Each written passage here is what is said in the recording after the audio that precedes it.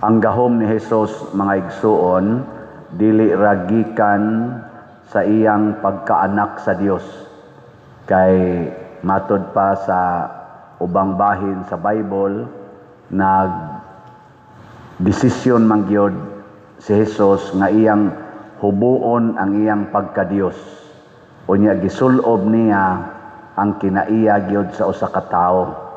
So kining nahitabo ni Hesus nga gamhanan kay siya ang mga yawa iyang hinginlan, ang mga masakiton iyang ayohon, nya bisag makahikap lang sa sidsid sa iyang bisti, mga ayo sila sa ilang sakit, dili ni tungod kay anak siya sa Ginoo nga gikan gid siya sa langit, tungod ni kay tao siya nga dunay tinuod nga pagtuo sa Ginoo. Kitang tanan pwede tang makahimo ani basta duna tay tinuod nga pagtuo sa Ginoo. Muna sila sad si San Pedro kaning iyang mga apostoles nga gipili, sa dihang sila na sad maoy nagsangyaw, labi na tong namatay na si Hesus, nya lig-o na kay silang pagtuo, andam na silang magpakamatay para sa ilang pagtuo. Daghan sa kaayo nga nagsigig sunod-sunod nila kay nangaayos ilang mga sakit, ang mga giyawaan nangaayo. Hasta gani ang anino nila ni Pedro, ang mga tao mohigda nasdan kay maagian las anino nila, mga ayo na. Hangtod karon nahitabo ni gilingay mong tupad na makaayo ng imong anino. Imong anino makaayo. Oy, makakita alas imong anino kanang sigihan nimong paningil sa utang na mudagan di maayo. Muayog dagan. Unya di ta kapapahawag yawa. Ang atong tingog, ang atong pulong makasamot na noo si yawa, mudaghan na noong yawa hinoon. Ngano man kay wa ta magbansay sa atong pagtuo.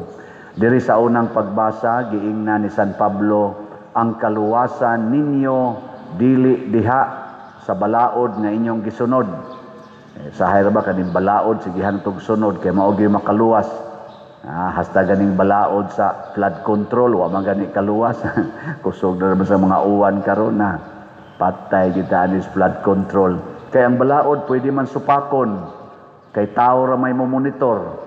Pero pagtuo na gani atong hisgutan, ang Ginoo na monitor, ang resulta magtuman kita sa iyang mga sugo. Nya kanang sugo sa Ginoo mo nay tinuod nga gamhanan. Matod pa ni Kristo, ang akong mga pulong, espiritu o kinabuhi. Espiritu, pasabot, power. No na nga, kung magbuhat kita sa pulong sa Ginoo, mahimo kitang gamhanan. Mabitaw ni dinhi kaning atong sige pamaligyag slots. Ako gining gituhuan nga pulong ginis Ginoo. Dili Ginoo kay daghan ang mamalit dayon, pero naagi mo palit. Sige ra gyud nahinay niya kay tungod kay perseverance may ginganlan sa Ginoo, sige lang gyud kog sangyaw aning slot. Gilingay mong tupad ina magsigi kag palit. Sige kag palit. Magsigi ganig palit, mahimo sa na siyang gamhanan.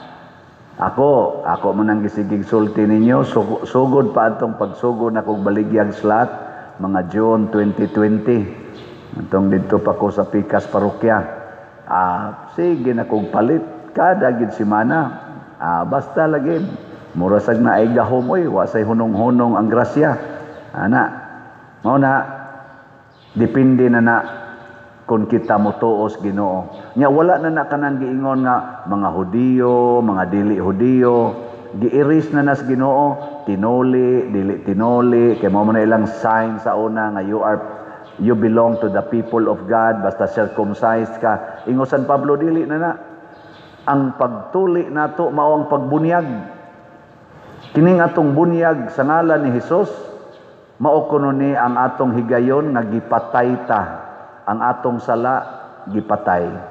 Unya sa bunyag sad gibanhaw sad ta isip bag-ong tao. So gipatay ang sala ni saka kag balik isip bag-ong tao, anak sa Dios, gihugasa na sa sala. Dili na ang physical circumcision, kung dili spiritual circumcision. Nya unsao man ni pagpadayon ang ato ng mga buhat sa pagtuo.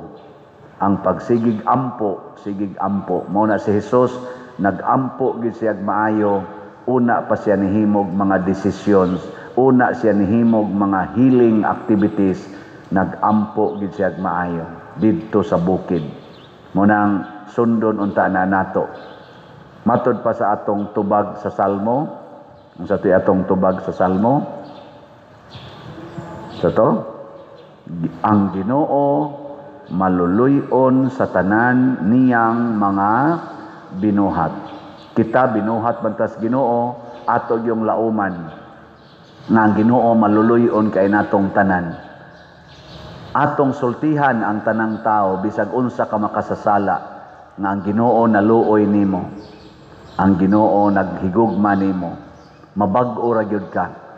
Pwede ra gyud kang sana patyo ng imong pagkamakasasala o banhawon ka nga bag-ong tao. Naanay daghan nato sa kini ako mga staff dinhi, ni atong staff sa parokya. Ni ay pipilaan ni mga buangon kay una karon buutan na kaayo.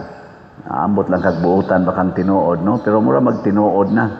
Daghan kay na nga mga testimonya na banhaw ngano man kay naluoy gyud ang Ginoo nato. Unya kining mercy of God, ang iyang gitawag divine mercy, is enough to change our hearts, is enough to cleanse us from our sinfulness, kaning atong pagkamakasasala. Mao na anha ta diha mobutang sa atong paglaom.